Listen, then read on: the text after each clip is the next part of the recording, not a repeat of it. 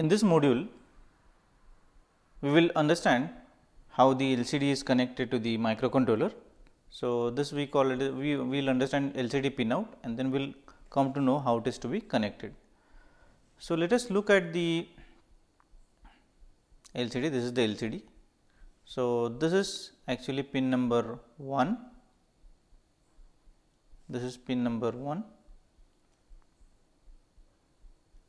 and this is pin number 16. So, this is a 16 pin connector.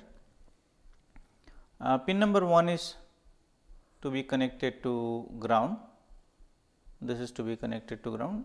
Actually, this is listed here. So, all the connections are shown. Pin number 1 is to be connected to ground. So, this connection we did. Pin number 2 has to be connected to VCC. So, we will connect this to VCC. So, this will be typically either 5 volt or 3.3. So, most of the time this will be plus 5 volt. Then pin number 3 is to be connected, this is called as a contrast control. This is a contrast control and this contrast control can be adjusted to adjust the contrast of the display. So, for this we need adjustment setting. So, for adjustment setting we need a potentiometer. So, we use a potentiometer. One terminal of the potentiometer is to be connected to VCC, that is 5 volt, and the other terminal is to be grounded 0 volt, and the center point of this voltage is the adjustable terminal, and the value of this potentiometer is typically 10 K. So, we need to adjust it. When we power on, we need to adjust the contrast. The next terminal is the RS. This is called as RS. RS. Now, this RS pin is so we finish this contrast control. Register select pin. This being a module, this is a module, LCD module we called it as. Now, if you consider module, then suppose we call this as a module, this is the complete LCD and we have a microcontroller here, microcontroller, and this is LCD module. So, we need to send some commands to this like clear display or set the cursor to blinking mode or whatever command. So, if we give command, the LCD will behave as per the command like clearing the display, blinking cursor and so on, but we need to give the data also sometimes. Sometimes we need to give the data.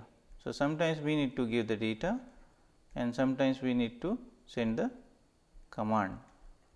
Now, how will we tell the LCD that we are sending a command or we are sending the data? So, this is the pin which we have to make it either 1 or 0. So, if we make the pin as 1,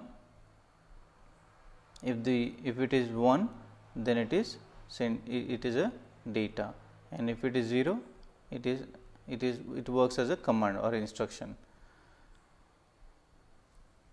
So, we have to connect this pin to microcontroller. RS will go to some pin of the microcontroller. Suppose we are connecting this to say P 1.0. Any pin we can use. We have considered this as an example only. The next line is read write. Next pin of LCD module is read write. Now, this read write pin must be used because we want to write into the LCD and sometimes we can read the LCD also. Most of the time we only write the display. So, in most of the circuits you will find that this pin is grounded, this pin is grounded, that is grounded. It means it is always 0 volt. So, if it is 0, it is always in the write mode, and it means we are sending the data or command to the LCD and not reading from the LCD. but it is possible. So, most of the circuits will make the read write pin low. So, we will have this pin which we name as read write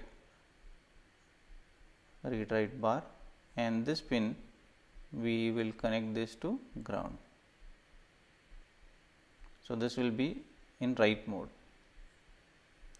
Then the next pin is enable pin. So, when we activate this pin, that is when we make this pin 1 and then 0.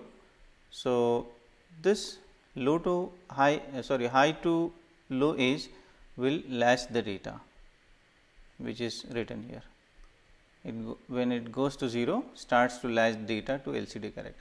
So, whenever you want to send some data or command to the display, we need to tell that we have set the data on the data bus and please take that, please accept that. So, this is how we can tell it. So, enable pin is a pin which we have to make high and low, and by that we inform the LCD that please accept the data or command whatever is on the data bus.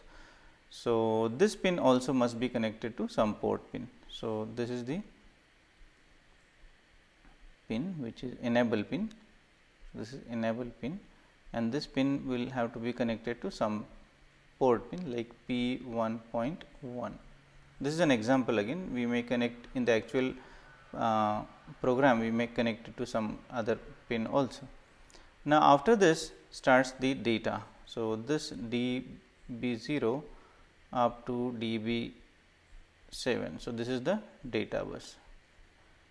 This is where we have to set the data, we have to put the data, and that data will be used by the LCD as a command or data based on the value of RS. If the RS is 0, then whatever data we put will be taken as an instruction or command, and if it is the if the RS is 1, then it will be taken as a data.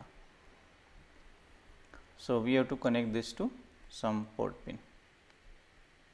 So, usually D0, this is called as a D0, then this will be D1, D2, D3, D4, D5, D6 and D7. So, this is D7. Now, these lines are usually connected to a complete port like P2. So, P2.0 up to P2.7. So, this is usually connected. So, we may connect this to a complete port, and the last two lines are used for the backlit. In the earlier pictures of LCD, you saw that some of the LCDs do not have light coming from backside, but this LCD is having light coming from the backside. So, the light coming from backside is because of the extra LEDs which glow the LCD display. So, for that we need to connect extra power supply. Pin number 16 is to be grounded, and pin number 15, this pin has to be connected to VCC through a resistor. So, this is, and the resistor value is typically 330 ohms or any value that will give you sufficient backlit or backlight, whatever we call. So, this is the type of connections. So, the connections are not difficult, connections are simple. So, if you follow these connections, the LCD will have appropriate functioning, provided that we write appropriate program. So, this also we covered. So, we covered understanding of how the LCD is to be connected. In the next part, we will try to understand the flow chart, various commands, and how do we find out the commands, and how do we do the programming, actual programming.